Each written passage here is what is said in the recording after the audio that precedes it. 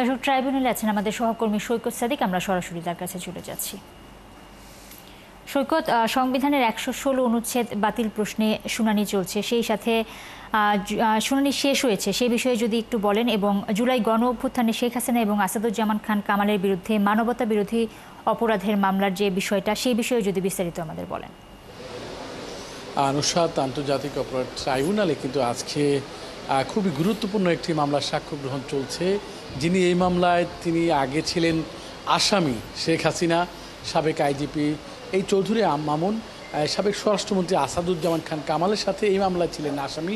পরে যখন অভিযোগ গঠন হলো, ওই দিন তিনি নিজে দোষ স্বীকার করে তিনি রাজসাক্ষী হন, এবং রাজসাক্ষী হওয়ার পরে কিন্তু রাজসাক্ষী হয়েছেন পর অনেক দিন হয়েছে। এরপরে এখন পর্যন্ত ৩৫ জনের সাক্ষ্য গ্রহণ হয়েছে। যেই ৩৫ জন সাক্ষ্য গ্রহণের মধ্যে যারা ছিলেন, যারা জুলাই যোদ্ধা, জুলাই আন্দোলনে যারা শহীদ হয়েছিলেন, শহীদ পরিবারের সদস্য, যারা ঘটনার প্রত্যক্ষদর্শী, এরকম ৩৫ জন সাক্ষী দিয়েছেন। এবং আজকে তিনি রাজসাক্ষী, তিনি তার জবানবন্দি দিচ্ছেন। বিরতির আগ পর্যন্ত দেওয়ার পরে কিন্তু আবার এখন আগ থেকে আবার কিন্তু এই তার জবানবন্দি নেওয়া শুরু হয়েছে ট্রাইব্যুনালে। যখন এই মামলার বিচার কাজটা শুরু হয়, তখন কিন্তু প্রথম দিকে গণমাধ্যমের সাথে সরাসরি সম্প্রচার করা হয়েছিল। আজকে এই মামলায় তিনি এখন পর্যন্ত যে বিষয়গুলো তুলে ধরলেন, তিনি যখন র্যাবের ছিলেন বা পুলিশের আগে তিনি ডিআইজি ছিলেন, ঢাকা রেঞ্জের প্রধান ছিলেন, পরে র্যাবে আসলেন, র্যাবের পরে আসার পরে তিনি আইজি হয়েছেন। আইজি হওয়ার পর সর্বশেষ জুলাই গণ অভ্যুত্থানের যে শেখ হাসিনার যে পতনের দিন ৫ আগস্টের পরের দিন ৬ আগস্ট পর্যন্ত তিনি আইজি হিসেবেই দায়িত্ব পালন করেছেন।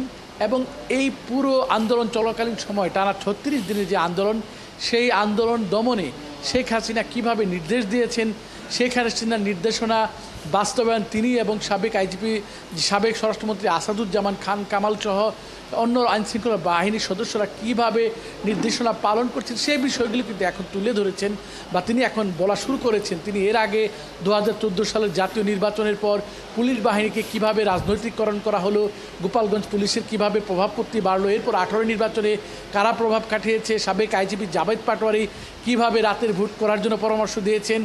এরপর তিনি যখন র্যাবের দায়িত্ব পালন করেন, র্যাবের প্রধান হিসেবে দায়িত্ব পালন করেন, তখন তিনি দেখতে পারেন কিভাবে টর্চার সেল বানানো হয়েছে, টিএফআই সেল বা গোপন বন্দিশালা, সেখানে সরকারের যে বিরোধী পক্ষ, সরকারের যে মতের বাইরের যারা লোক, তাদের কিভাবে ধরে নিয়ে যাওয়া হতো এবং তাদেরকে ধরে নেওয়ার দায়িত্ব কাদের ছিল এবং কে নির্দেশনা দিতেন প্রধানমন্ত্রীর কার্যালয় থেকে, সেই বিষয়গুলো বলার পর তিনি ১৯শে জুলাই এই আন্দোলন দমনের জন্য যে ওই পুরো সময়টাই যাতে স্বরাষ্ট্রমন্ত্রীর ধানমন্ডির বাসায় যে বৈঠক হতো, সেই বৈঠকে তিনি যেতেন। এরপরে যে পুলিশের যে অন্যান্য যে দায়িত্বে ছিলেন, ডিবির হারুন, তারপর মনিরুল ইসলাম, সব বিভিন্ন বাহিনীর যে প্রধান, গোয়েন্দা বাহিনীর প্রধান, ডিবি প্রধান, ডিজিএফআই প্রধান, সব প্রধানরা যে এখন নিয়মিত রাতের পর রাত বৈঠক করতেন, দীর্ঘ রাত পর্যন্ত বৈঠক হতো, সেই বৈঠকে কিভাবে আন্দোলন দমন হতো, সেই বিষয়গুলি পুরো বিষয়টি তিনি তুলে ধরছেন। এবং কিভাবে শেখ হাসিনা গুলির নির্দেশনা দিয়েছিলেন, এই নির্দেশনা তারা কিভাবে আইনশৃঙ্খলা বাহিনীর সদস্যদের বাস্তবায়ন করতেন, এইসব বিষয়গুলো তিনি তুলে ধরছেন। তো বাকি সংবাদে আমরা আরও বিষয় তুলে ধরবো, যেহেতু তার জবানবন্দি আবার শুরু হচ্ছে, হয়তো ৪টা সাড়ে ৪টা পর্যন্ত এই জবানবন্দি হবে, তখন এবং বাকি সংবাদগুলো আমরা জানিয়ে দিতে পারবো। নুসরাত, অনেক ধন্যবাদ সৈকত আপনাকে। পরবর্তী সংবাদে নিশ্চয়ই আপডেট আপনার কাছ থেকে আমরা নিয়ে নিব। দর্শক, আন্তর্জাতিক অপরাধ ট্রাইব্যুনাল থেকে যুক্ত হয়েছিলেন সহকর্মী সৈকত সাদিক।